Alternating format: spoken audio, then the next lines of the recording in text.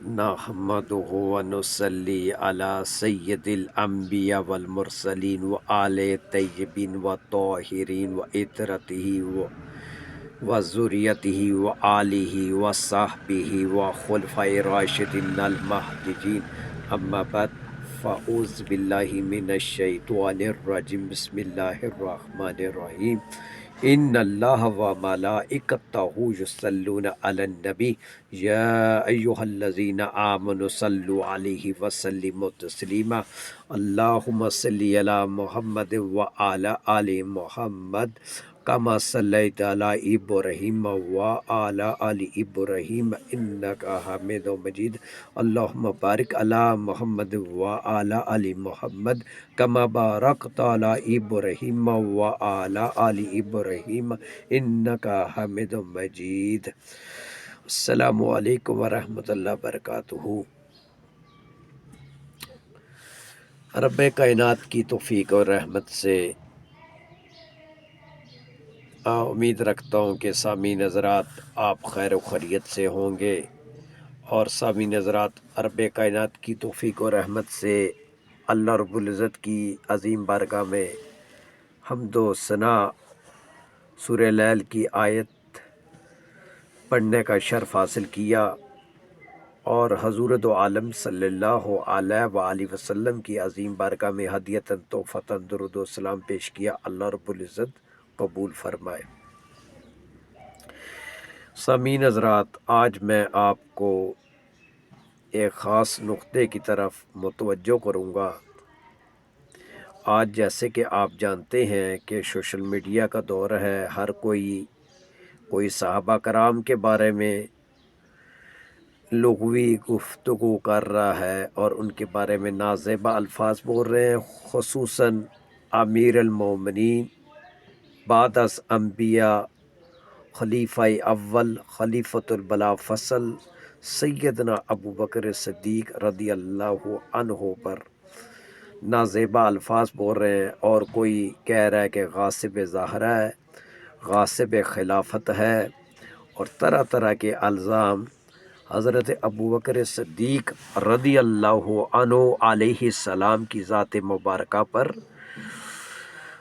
بہت گندے الفاظوں کا انتخاب کر رہے ہیں۔ یہ جو علماء سو ہیں، کچھ ہمارے اندرونی شر پسند ہیں اور کچھ اور مسالکوں کے، خاص طور پر اہل تشیع حضرات جو ہیں، ان میں تو بدرجہ اتم لوگ ابو بکر صدیق کو مانتے ہی نہیں ہیں، اور وہ ان کے بارے میں نازیبا الفاظ اور یہ عقیدہ رکھتے ہیں کہ معاذ اللہ ابو بکر صدیق فدق کے غاصب ظاہرہ ہیں سلام اللہ علیہ، اور مولا کائنات علی علیہ السلام کی خلافت اور امامت کے غاصب ہیں، معاذ اللہ۔ ان کو شرم آنی چاہیے۔ میں آج ابو بکر صدیق کی اہل سنت کی تفاسیر سے جو آیت میں نے پڑھنے کا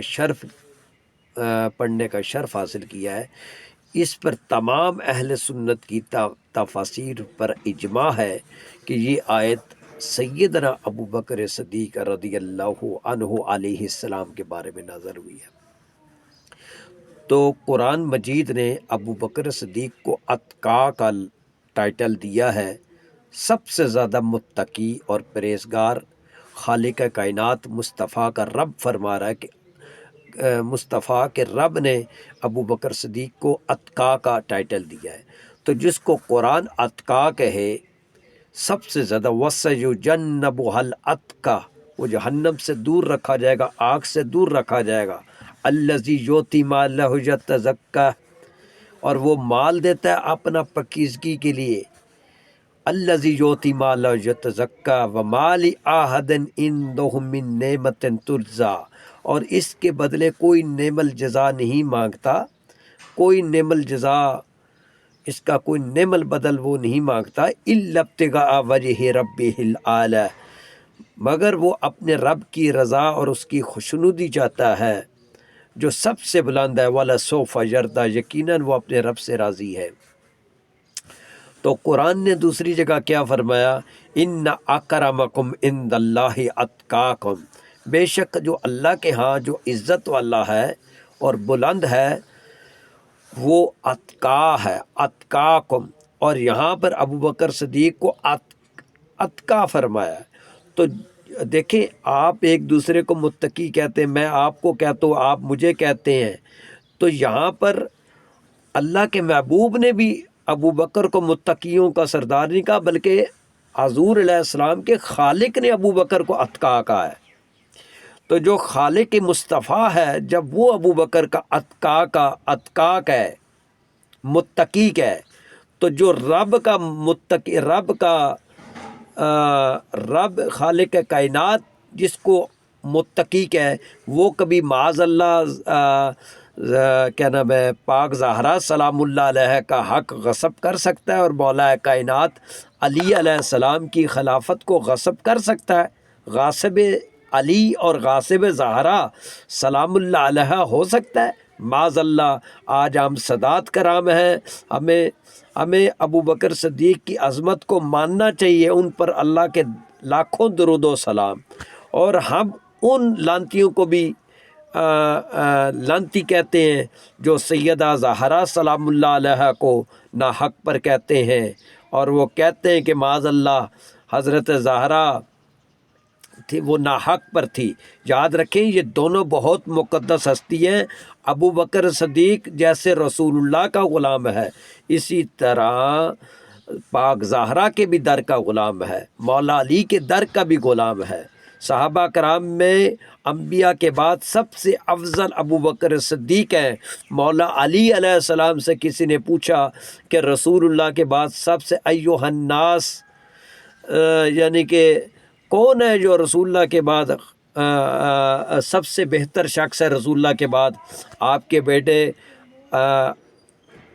محمد بن حنفیہ نے پوچھا کہ رسول اللہ کے بعد لوگوں میں سب سے خیر الناس کون ہے رسول اللہ کے بعد؟ آپ نے فرمایا ابو بکر، فرمایا اس کے بعد عمر، اس کے بعد پھر آپ سے پوچھا، آپ فرمایا عثمان، اور فرمایا میں ایک عام مسلمانوں میں سے ایک مسلمان ہوں۔ تو آپ نے عاجزی کی، تو مولا کائنات نے ابو بکر اور عمر اور عثمان کا مقام صحابہ میں بتایا کہ یہ خیر الناس ہیں رسول اللہ کے بعد۔ تو جو شخص ابو بکر صدیق کی توہین کرتا ہے، اور دوسرا ابو بکر کی صحابیت قرآن کی نص سے ثابت ہے، جس کو رب کائنات اپنے محبوب کی صحابیت کا ٹائٹل قرآن میں دے، ثانی یسنین اذ ہما فی الغار یقول لصاحبہ لا تحزن ان اللہ معنا، تو قرآن نے ثانی یسنین اذ ہما فی الغار یقول لصاحبہ، تو ابو بکر کی جو صحابیت کا انکار کرتا ہے وہ قرآن کا انکار کرتا ہے، اور جو قرآن کا انکار کرتا ہے وہ دائرہ اسلام سے خارج ہے۔ کیا نام ہے؟ یا ابا بکرن انت صاحبی فی الغار و صاحبی علی الحوض، اے ابو بکر تو میرا غار کا بھی ساتھی ہے اور حوض کوثر کا بھی ساتھی ہے۔ تو شرم آنی چاہیے، جس کو رسول اللہ اپنے مسلح پر کھڑا کرے، مرو ابا بکرن فلیصلی بالناس، ابو بکر کو کہو کہ وہ میرے مسلح پر نماز پڑھائے، لوگوں کو نماز پڑھائے۔ تو جس کو آقا اپنے مسلح کی جگہ دے، جس کو آقا اپنے مسلح کا وارث بنائے، اور جس کی امامت پر تمام اہل بیت اتفاق کریں، مولا علی اتفاق کریں، کیا نام ہے، اس کو ہم معاذ اللہ اس کے بارے میں بات کریں؟ ہم اگر حلالی سادات ہیں، ہم اگر بنو فاطمہ ہیں سلام اللہ علیہ، تو ہمیں حضور کے خدام کا، غلاموں کا ادب کرنا ہم پر فرض ہے اور واجب ہے۔ کل کیا رسول اللہ کو منہ دکھائیں گے آپ؟ آج آپ نے صحابہ کرام اور اہل بیت کے بارے میں آپ نے ٹولیاں بنا لی ہیں۔ ٹھیک ہے، جو شیخین حضرات کی افضلیت کا قائل ہے، کیا نام ہے، یہ حدیث مرویات موجود ہے جو میں آپ کو پیش کر رہا ہوں۔ صحابہ کرام کا بھی اس پر ہے کہ ہم رسول اللہ کے بعد سب سے پہلے ابو بکر کو مانتے تھے، پھر عمر کو مانتے تھے، پھر عثمان کو مانتے تھے، اور پھر کسی دوسرے کو ایک دوسرے پہ ترجیح نہیں دیا کرتے تھے۔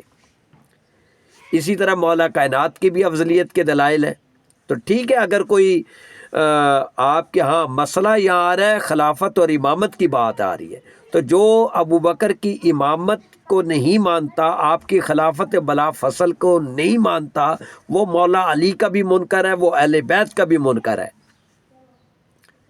اگر مولا علی علیہ السلام کو رسول اللہ نے اپنے بعد نامینیٹ، یا قرآن نے یا نبی علیہ السلام نے آپ کو نامینیٹ کیا ہوگا، تو آپ نے صحابہ کرام کے آگے اپنے حق کے استخلاف کیوں نہیں رکھا؟ حق کے استخلاف کیوں نہیں رکھا؟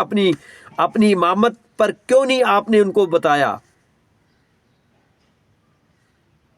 آنا مدینۃ العلم و علی بابہا، آنا دار الحکمت و علی بابہا، لحمک لحمی جسمک جسمی، دمک دمی، روحی کا روحی، نفسک نفسی، یا علی انت صدیق اکبر۔